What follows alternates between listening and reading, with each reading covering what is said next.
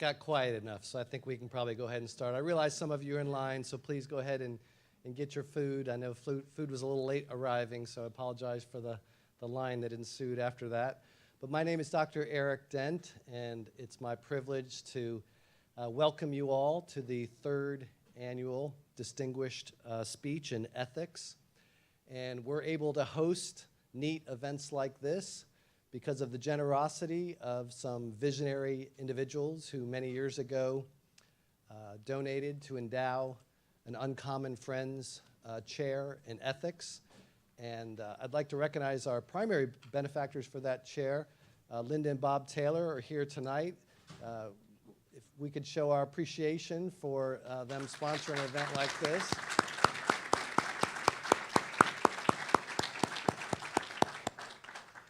I'd also like to thank so many of the friends in the Uncommon Friends Network are here this evening.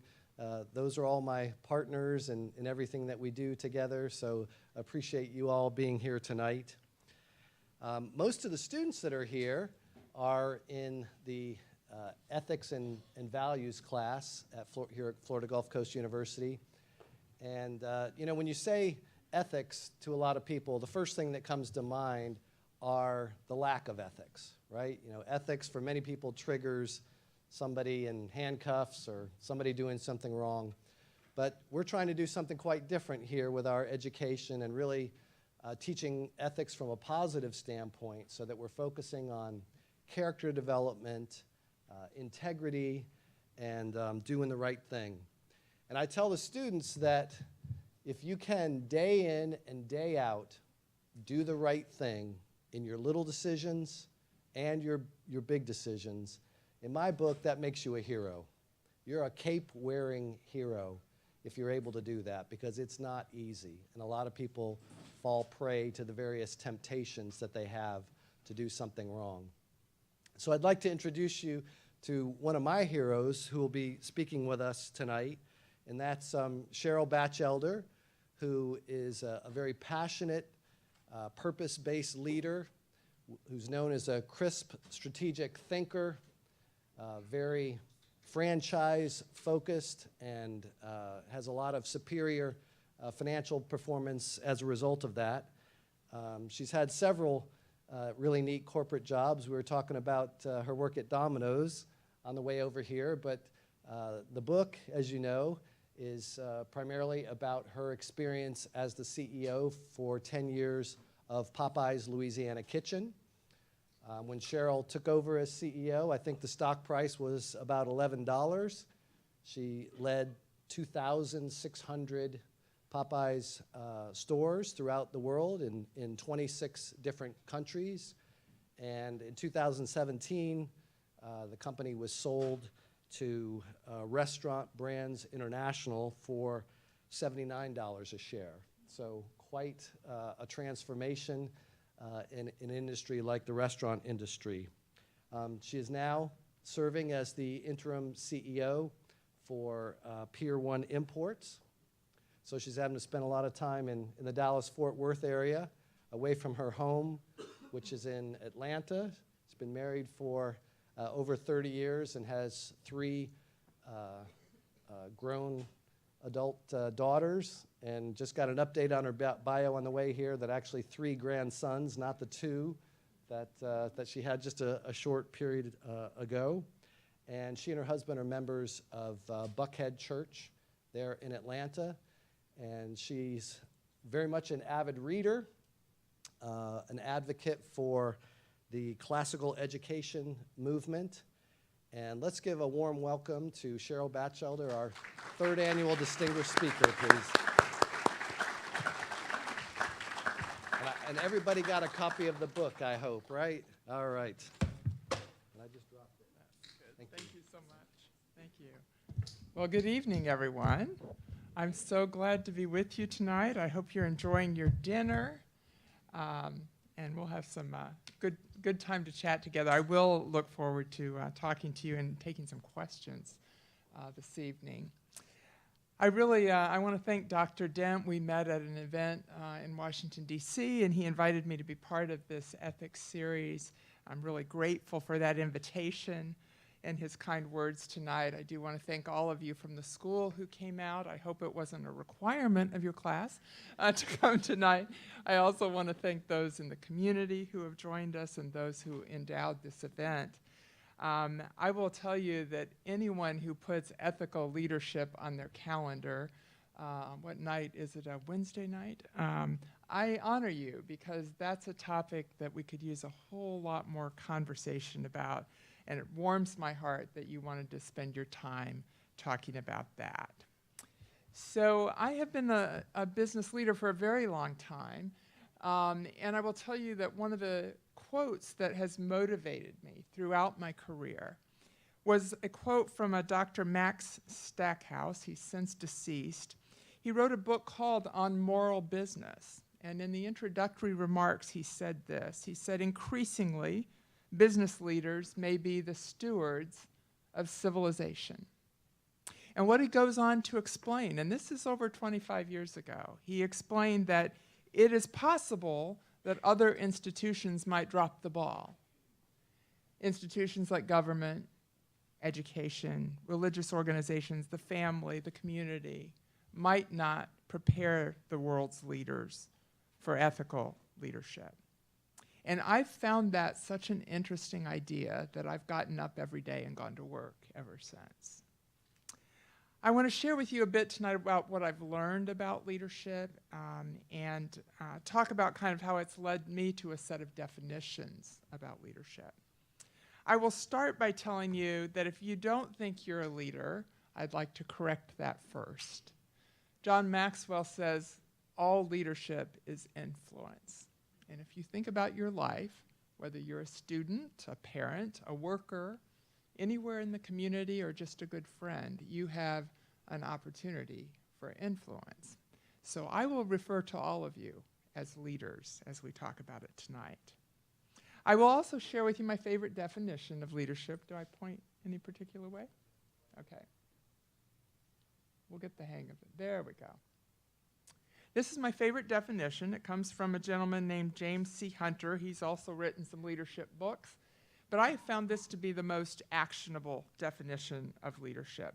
He calls it the skills of influencing people to enthusiastically work towards goals, identified as being for the common good, with character that inspires confidence. To me, I think that captures leadership, whether you're Winston Churchill, working at a restaurant, or writing for a newspaper. It doesn't really matter where you are in the hierarchy of life or work. This definition will serve you very well. Because it starts with that idea I just mentioned of influence. Each of you has influence and will have for your entire life. He then goes to enthusiasm. Now, Emerson said, nothing great was ever accomplished with enthusiasm, and I've had that plaque on my desk for about 30 years.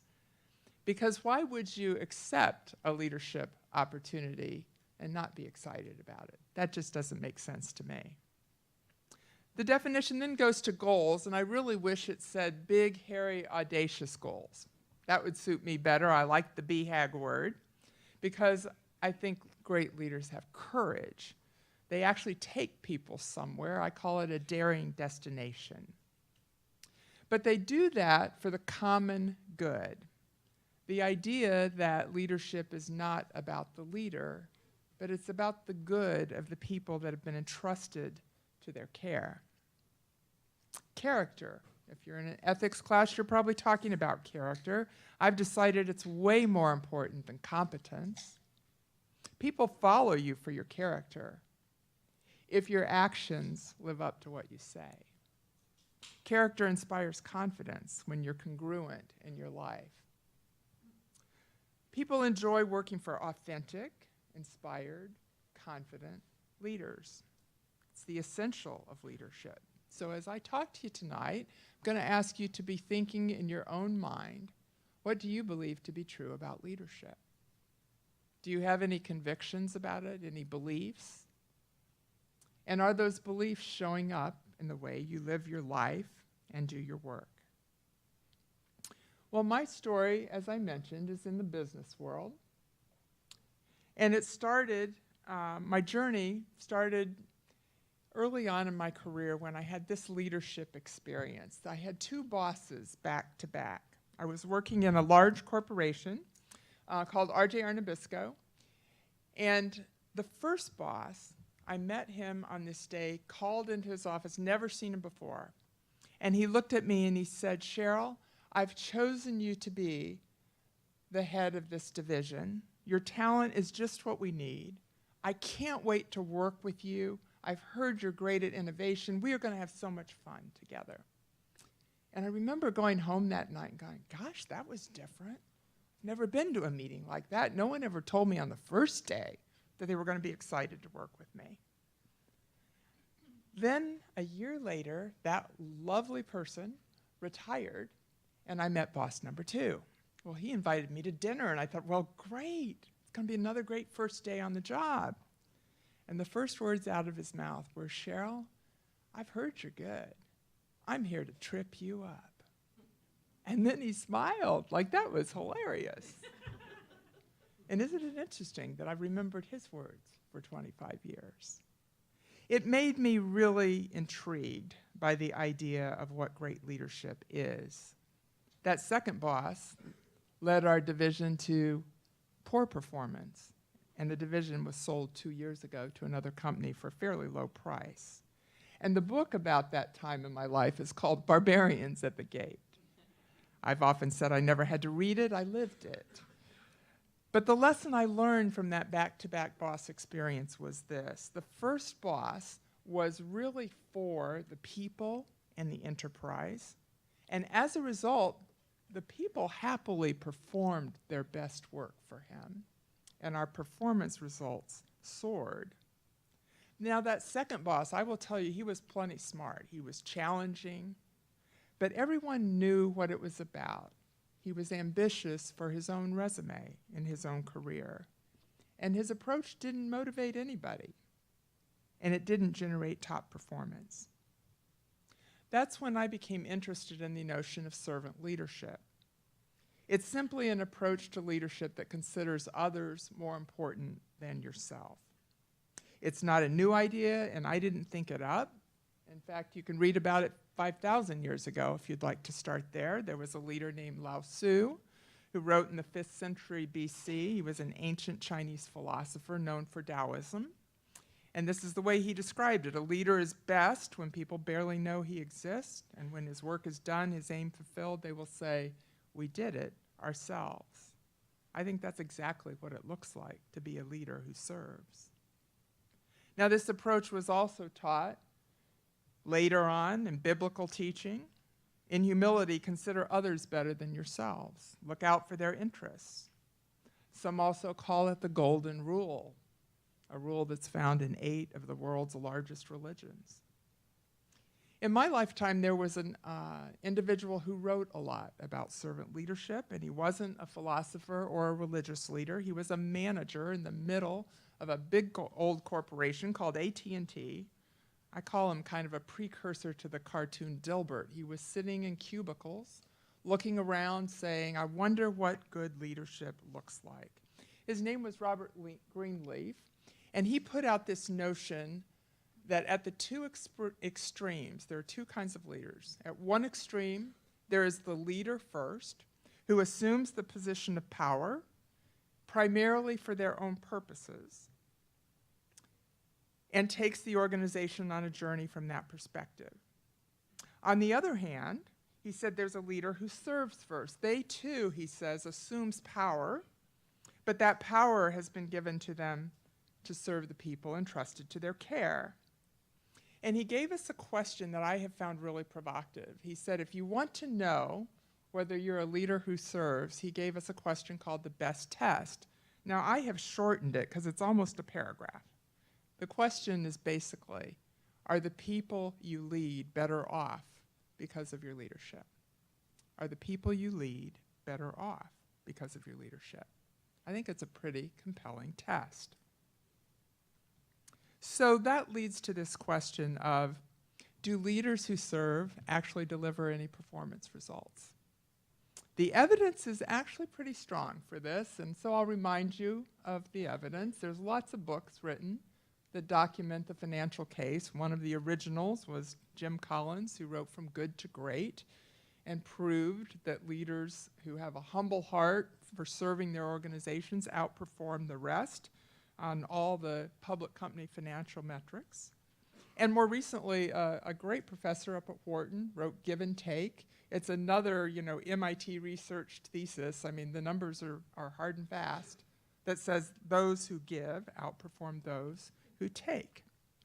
And I think that's a provocative idea.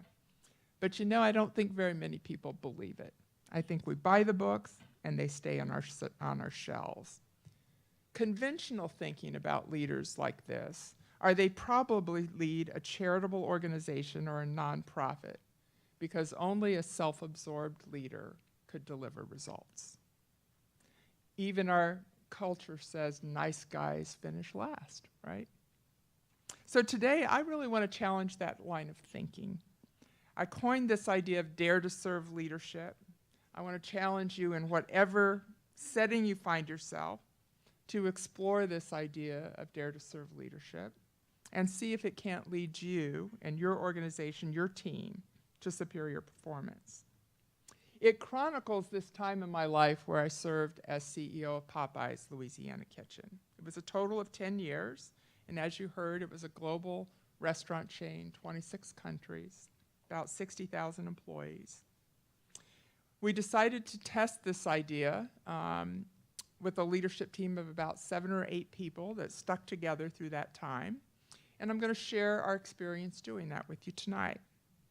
But first, I'll give you the definition we landed on for this type of leadership.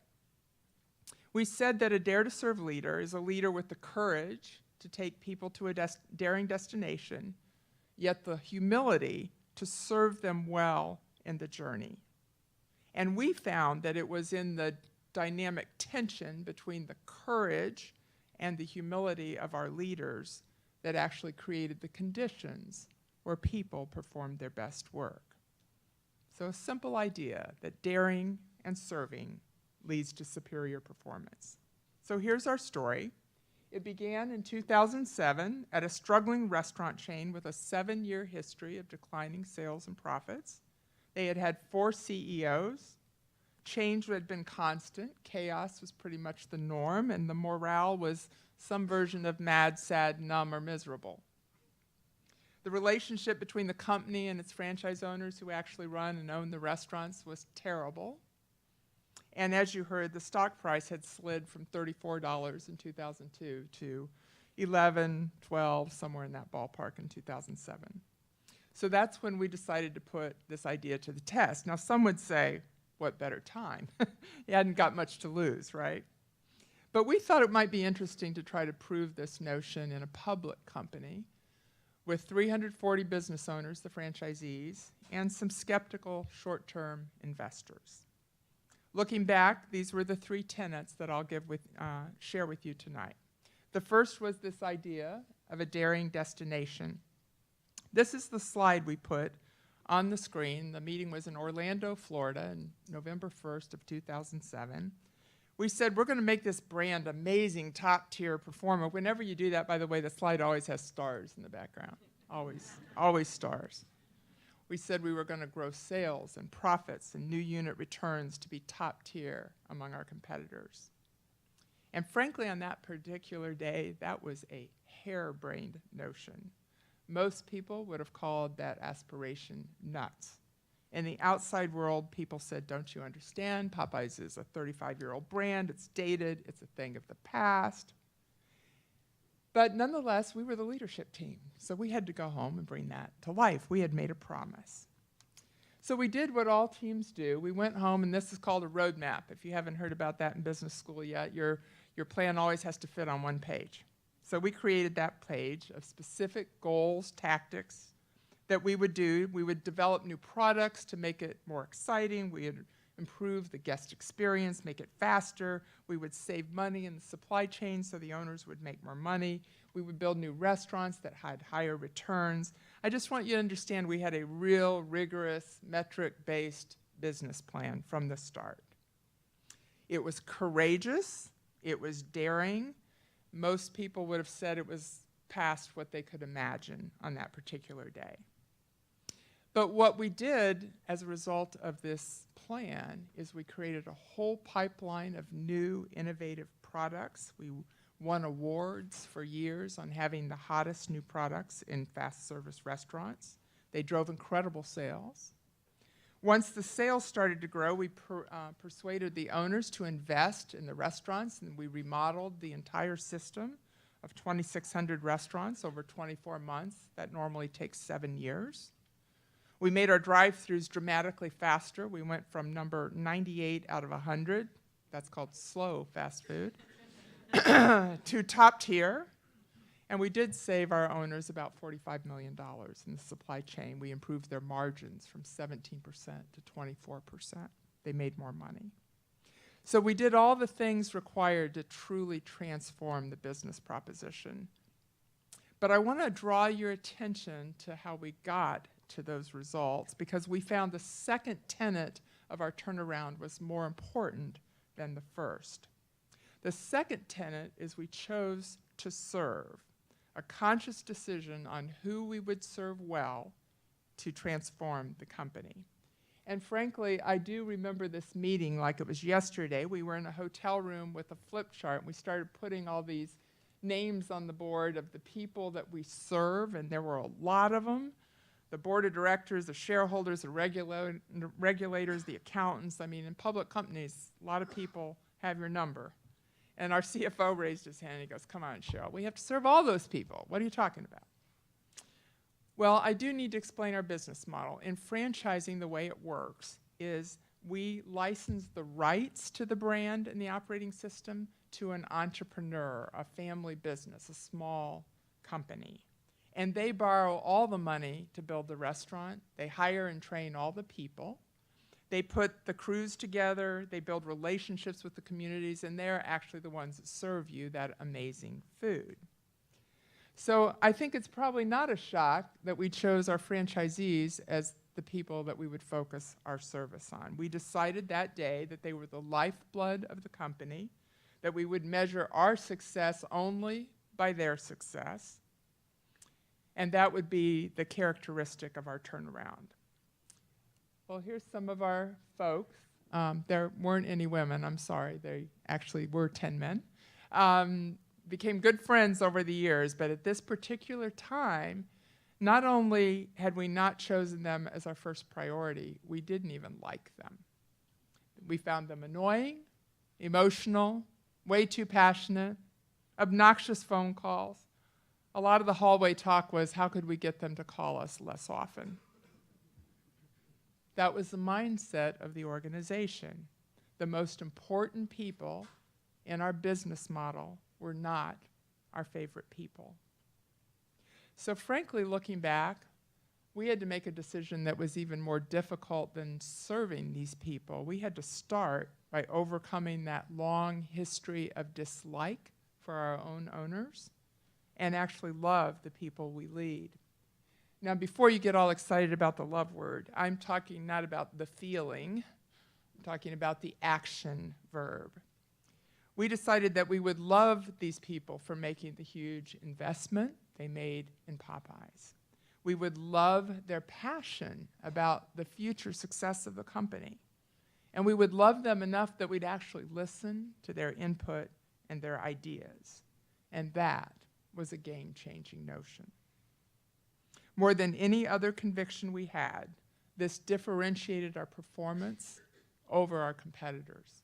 And they couldn't even figure out what it was.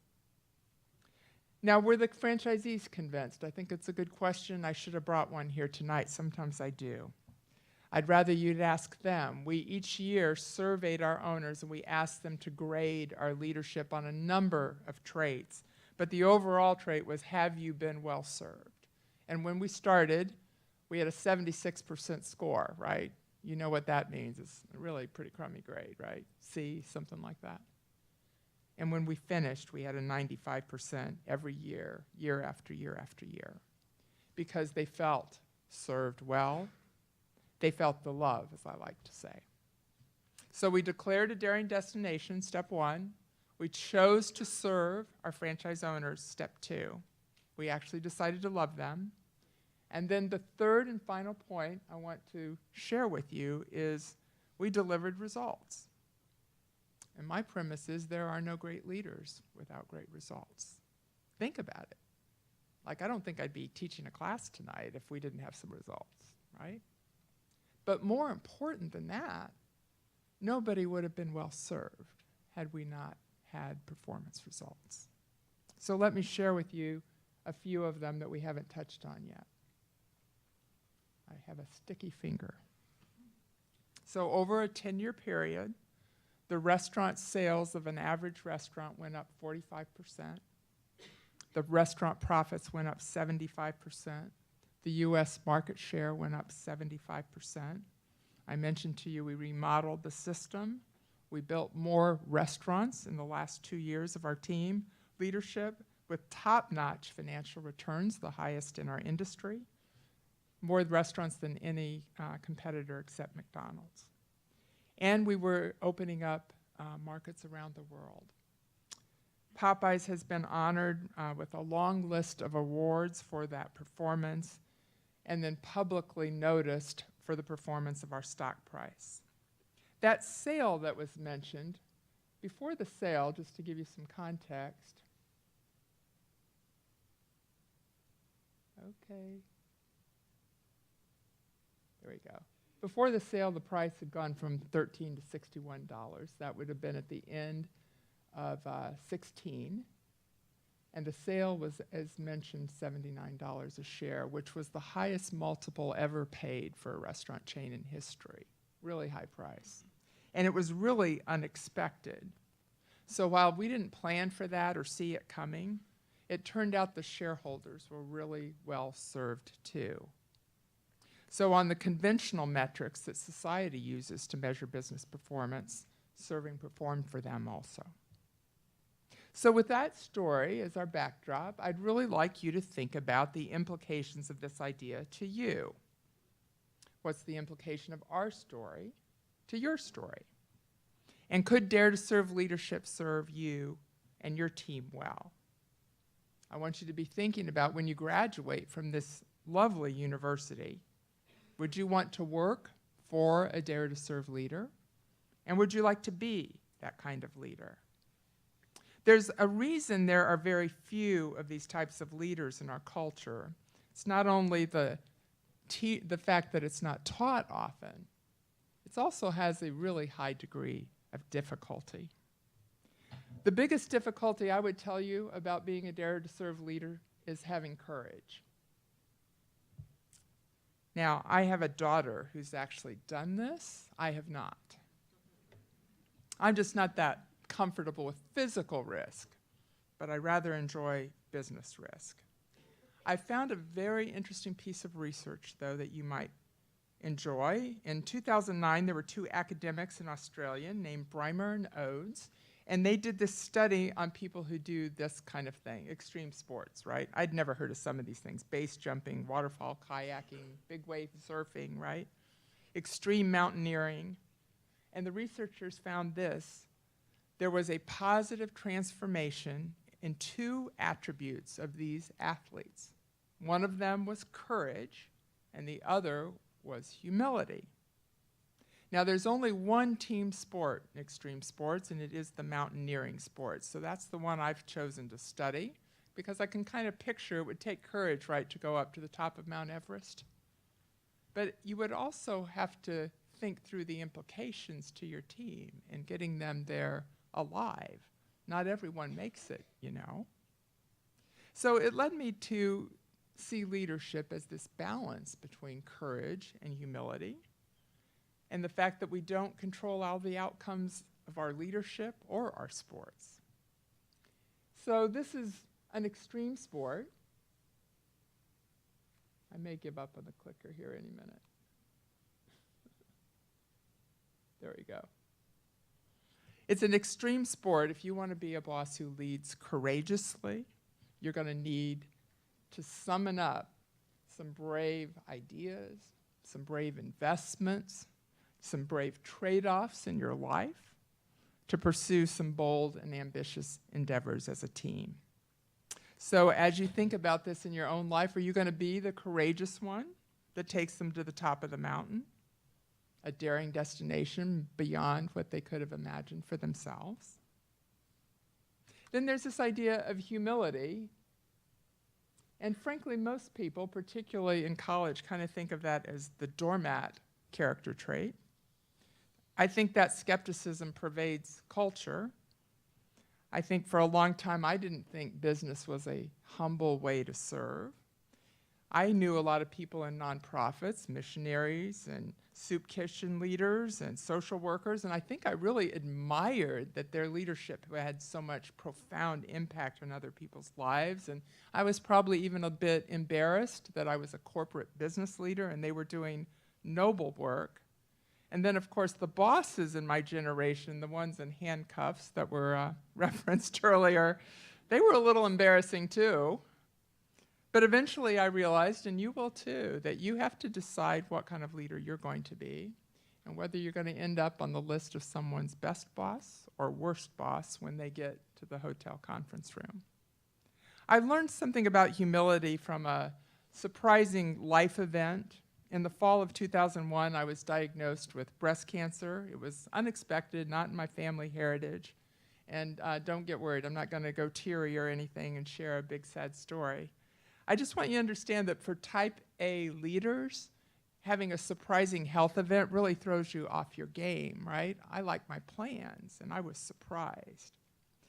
So to keep me busy during these treatments I didn't really appreciate, my friend gave me a book called The Purpose-Driven Life. And to be honest, I only read the first page. But it really reframed my thinking about leadership. And here's what I want you to remember from the first page.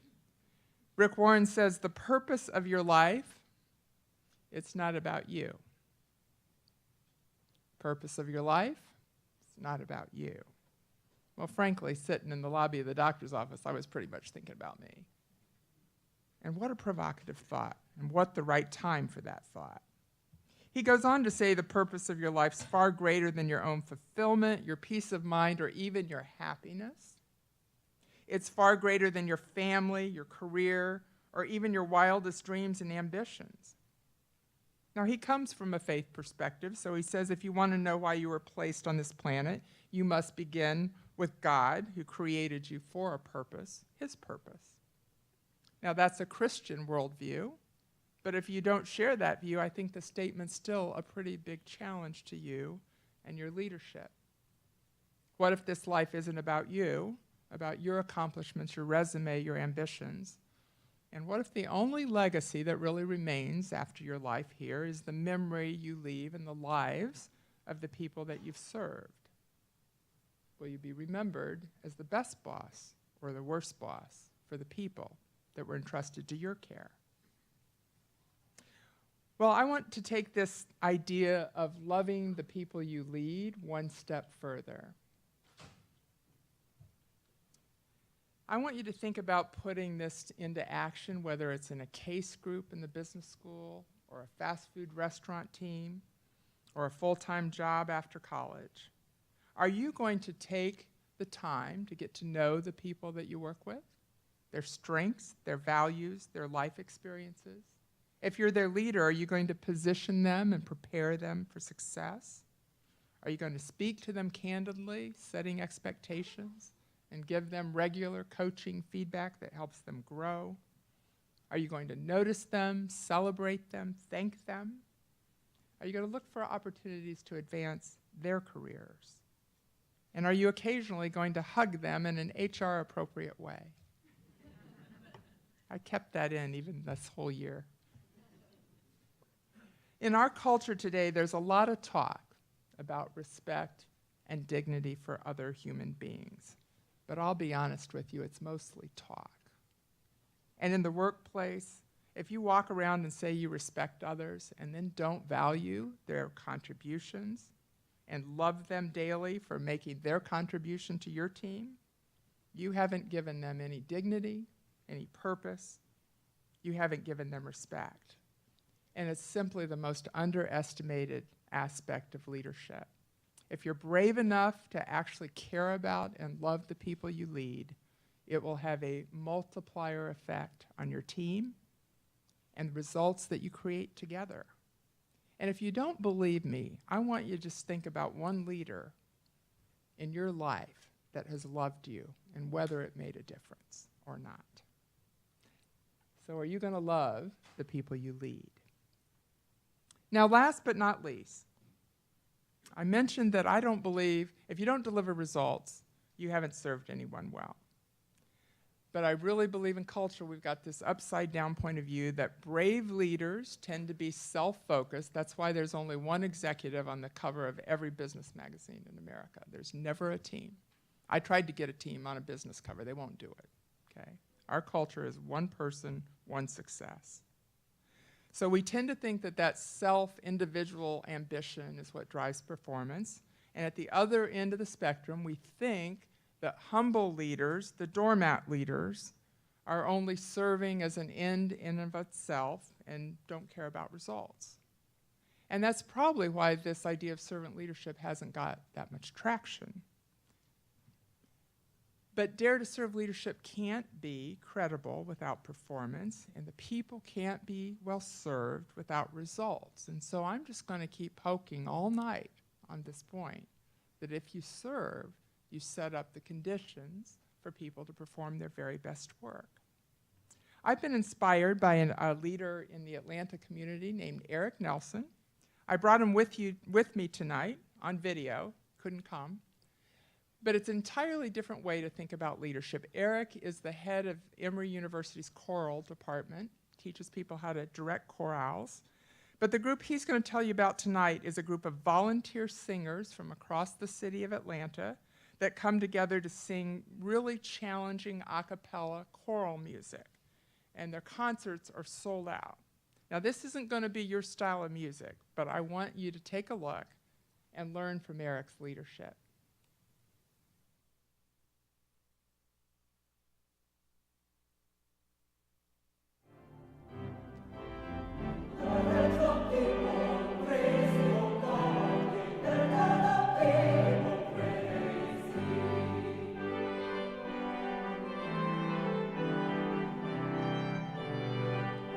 The Atlanta Master Chorale is a choir of about 50 volunteer singers.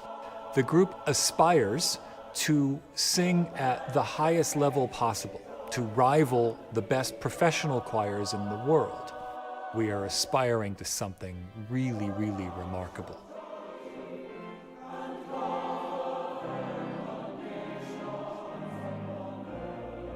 There is no question that great music is great music for a reason. We really want to do the best music that we can possibly find, and that music is often very, very difficult. I am asking them to learn music, prepare music, sing music, and be present at a very, very high level all the time. So the note that gets lost, ladies, as sopranos, is when you dip back down into middle register. It can be louder in general as we get more and more comfortable with it and the organ opens up. But when we learn it and when we engage with it, we are stretched and our audiences are stretched and we become more than we were.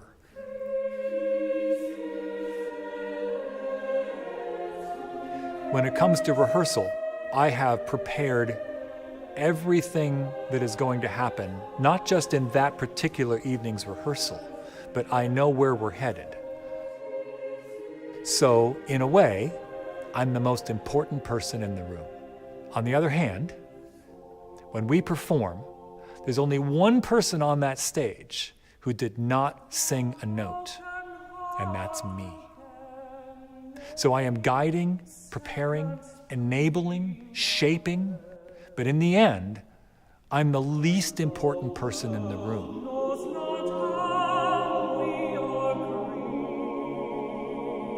It is our job to be routinely extraordinary. When our audience comes, they want to be exposed to something extraordinary, something that is more beautiful than anything that they've experienced before or rarely experienced before. And they leave that concert talking about how extraordinary it was. But for us as the performers, we have to expect it. We have to strive for and nurture that level of excellence every week. For us, being extraordinary is routine. And moment by moment, people are agreeing on these things and lining up the music so that it will serve this end result, which is beautiful, and beyond that, beautiful in a way that no one could do alone. So the sound of each individual voice is important. The true beauty comes from singing shoulder to shoulder, voice to voice, each participating in something greater than themselves.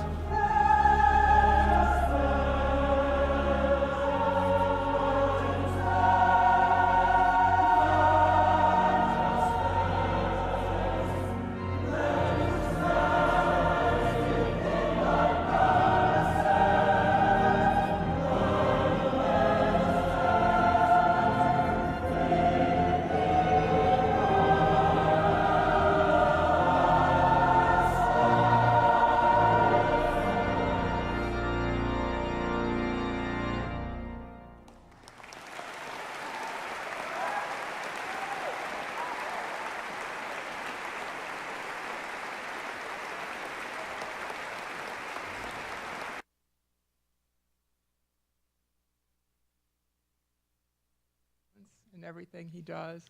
There's not a concert that's not sold out. There's a standing ovation every time because of all that energy that the leader puts into preparation with his team and getting them to the top of that mountain. So I want you to think about the same thing, about whether you're going to deliver exceptional results in your leadership journey. I think it can be true for you. I will tell you in closing that I have been a student of leadership, a leadership conference kind of junkie for a very long time. And at one of my early ones, it was a Stephen Covey conference where you wrote your mission statement and kind of organized your approach to your whole life. I remember I called home that night to talk to my daughters, which I always did, but I was very excited about the conference. So when I called home and Katie answered the phone, she was 3 at the time, I launched in telling her about my day and how exciting it was to learn about Stephen Covey's ideas around leadership. Told her all about it, and she listened quite patiently. And when I finished, she said, "Well, Mom, I've got something to tell you." She said, "Today, I went to Vacation Bible Study, and I learned this verse. Now that you know these things, Mama, you'll be blessed if you actually do them." Honest to goodness, she said that. And I have never forgotten that accountability from Katie. She still holds me accountable today. She reminded me it's not enough to know what good leadership looks like. You actually have to get off your chair and go do it in the world. And that's what I've done the 36 years since that day. So I've had fun telling you about that story, but the most fun for me would be to talk to you about your opportunities for influence and answer your questions. So thank you. You've been a very attentive audience.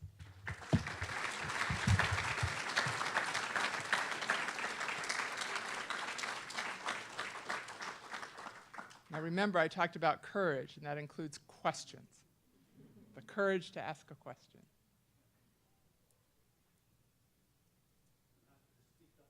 Yep, just speak loud.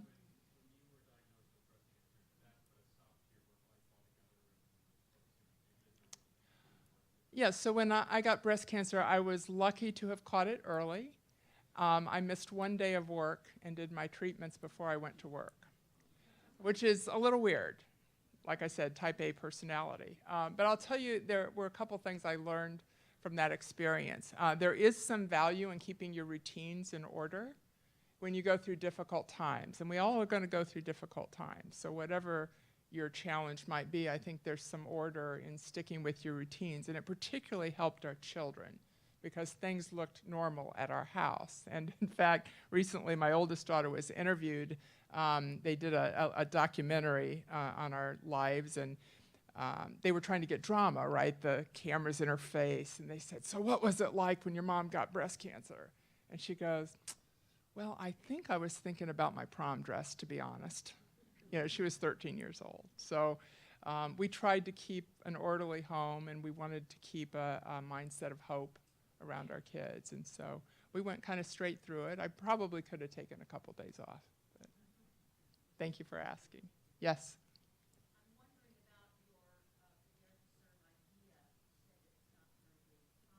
Mm.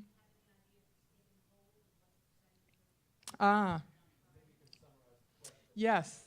So the question of, I went on this journey, because I didn't really think anyone was taking it seriously. I am really excited about the dialogue today, 10 years later.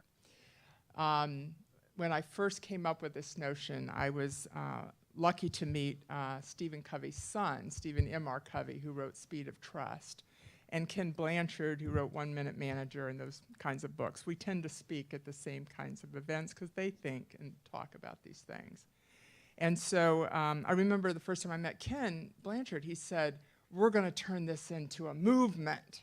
I said, "Really? Servant leadership's going to be a movement?" I mean, the last time Robert Greenleaf had written about it was 40 years ago. The last books written by a practitioner would have been Max Dupree at Herman Miller Furniture or Bill Pollard at Service Master. I mean, this is 35 years ago, right? So none of you young people have even heard of these people. So it was kind of dead in the discussion.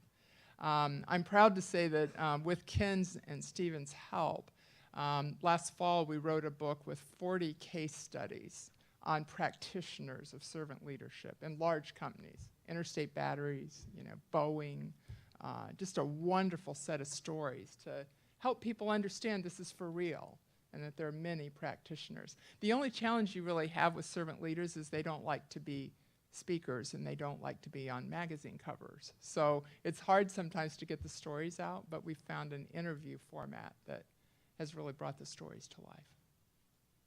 Thank you for asking. It's one of the exciting things. What else? Yes, in the back row. You talked about having a team of 7 or 8 when you started to make the turnaround at Popeyes with this whole idea of servant leadership. How did you create a team of like-minded, aligned individuals with this idea of servant leadership when it wasn't that popular? It literally, I let them discover it and define it. It was a very collaborative process. I remember the marketing guy, we were talking about this, what kind of boss we wanted to be, was how it started in the conversation. And we had more fun talking about our terrible bosses than our good ones. So we had a really long list of the adjectives around terrible bosses. And we said, what would be the antithesis of that? And the CMO said, I think there's something called servant leadership. He was the only one who had an iPhone. I mean, this is like 10 years ago, right? Old. So he Googled or whatever he did and found servant leadership, and Max Dupree said, I read a really good book once about it, right? And so we started to talk about what it was as a team, what it might look like in practice, and I let the team define the practices of it. We created 6 principles of how we would lead at Popeyes so that we would be able to explain behaviors to people, right? Plaques aren't very helpful in leadership, right? Plaques sit on walls. Behaviors are in the individuals, in the people. And so we did a lot of work on the behaviors we wanted to see. So like listening was one of our principles, and we had performance reviews that included listening skills because that was a principle that we thought was essential to demonstrate in your behavior. We also thought fact-based decisions were important, that you not lean on emotion and your own ideas. And so we picked these 6 principles, which I wrote about in the book, and then kind of organized the organization in those behaviors to get a consistent outcome. But you have to remember, in leadership, you're teaching every day of your life. I mean, I'm sure the faculty members here know this, but leadership is teaching all day long. Organizations don't just come together and know what to do. They don't know what to do on the business, and they don't know how to behave. I can guarantee you that. So your opportunity as a leader is really to create a shaping ethic, if you will, about how you will run the strategies of the business and how you will run the behaviors, what's expected. Yes, back row, and then I'll come forward, yeah. I'm sorry? Well, I've been there 6 weeks. Probably a little early. But I've been on the board of the company 7 years, and so our board is very strong and very, very aligned. And so I felt very comfortable that I had the board's support to lead out of my values and experience. I feel very supported to do that. So I don't know how long I'll be there. In an interim role, you don't have enough time maybe to do all those things. But I'm having a lot of fun teaching in the meantime. Yes, in the middle row, yes, you. Mm-hmm. So I'm curious about the dynamic of humility, especially for those of us who are eager to grow our sphere of influence. Mm. Do you need to be already empowered for humility to really be effective in the way that it is? Does it hinder growth or does it actually spur growth? Yeah, I know that's a real question of many people, because our culture has taught us that humility is a weakness. And I always get this question from women because they've been taught that humility is a weakness. And I choose to disagree with that view. But the way I would convince you of that is if it is in your belief system and you do not lead out of something you believe, you're an incongruent, disingenuous leader. And everybody will figure you out. So if it's all about you, they figure it out. And if you're not operating out of your belief system, they figure it out. And that's not good for followership. People really want to know you. And they want to know what you believe. And they want you to live it and be congruent. And so I think it's a personal decision, right? There's a big body of work about having a personal brand. And it's very popular. And it's all about making you look like a leader in a magazine cover and ambitious and successful and all that. I hate it. I think it's hollow.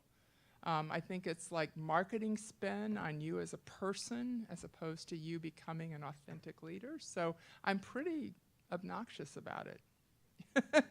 And I hope to be, the only thing I can be is a role model. I'm a woman in public company CEO job who believes humility is an important value in the workplace.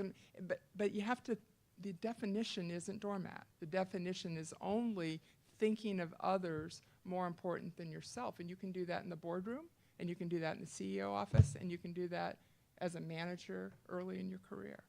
And people will value it. Yes? We elect people and send them to government to serve us, Mm-hmm. theoretically. If you were magically put in a position that you could influence what goes on in Washington, what would you do to change what goes on to be serving the public? Yeah, so I'm not sure I could change all those people, to be honest. But I think you start by changing yourself and modeling different behavior. I do know many people in Washington who model different behavior than what's in the media, right? And have deep respect for those who dedicate their lives to public service. I think in today's culture, that's a really tough job to do. And maybe takes the most courage of all to live your values in that environment, right? But I sure hope we don't give up on serving our country because that would be a real shame. I think instead we have to be brave enough to go into that. I mean, frankly, business is just as crazy as Washington, D.C. on any given day. So I think you have to be bold enough to take your values and go and give it your best shot. And I think we've seen some examples of leaders who have done that. They're just not on the magazine covers, right? So the beautiful thing about America is you get to vote. So choose your candidates. Choose your candidates based on their values and their beliefs and how they act, right? Because they're going to act a certain way when they get there. It's good to know ahead of time. Yes, sir. I have two. One quote from a boss I had who was a big leader in the company. He said, a leader has a first night every day. So I wanted you to comment on that. Okay. First night, because everything, every day says something. Meaning like a performance first night? Yeah. So I opened my book with the picture of a theater stage, right, and a spotlight. Because I believe that that's a great cultural picture of how we think about leaders. You know, when the spotlight hits the theater stage, you're waiting for that actor to come and perform for you, right? And if they didn't show up, you'd say they weren't a leader, right? Where did they go? And I like to say they're back behind the light board, setting up the people for success, right? Second, you have this wonderful book from Good to Great. Mm-hmm. There is the other one from Given. Mackey and Mm-hmm. the Russian soldier and my good friend Jagdish Emery. Yeah. Firms of Endearment. Firms of Endearment's a wonderful book. If I read it, and when I read it, it was about participatory. Mm-hmm. Not so much servant, or is it the same? Firms of Endearment is very much the same principles of servant leadership. Servant leadership is very collaborative, right? If it's not about you, it's about the team. And again, it has, I think, 10 case studies of financial performance of companies that really rigorously tested. So it didn't sell as many copies, but it's a really good book. To your point about the stage, I do believe leadership has power attached to it. And you got to figure out how you're going to use the power. And I do believe you're on stage every single day. One day my daughter was doing filing or something at the office to make some extra money. And somebody walked up to her at the copy machine and said, "So Katie, what kind of vitamins does your mom take?" And she goes, "I don't know." She comes home and she goes, "Why are they asking about your vitamins?" And I said, "Because they want to know everything about their leader." And I believe that's to be true. You live your life out loud if you choose leadership. Thank you. You've been so attentive. Thanks for the opportunity.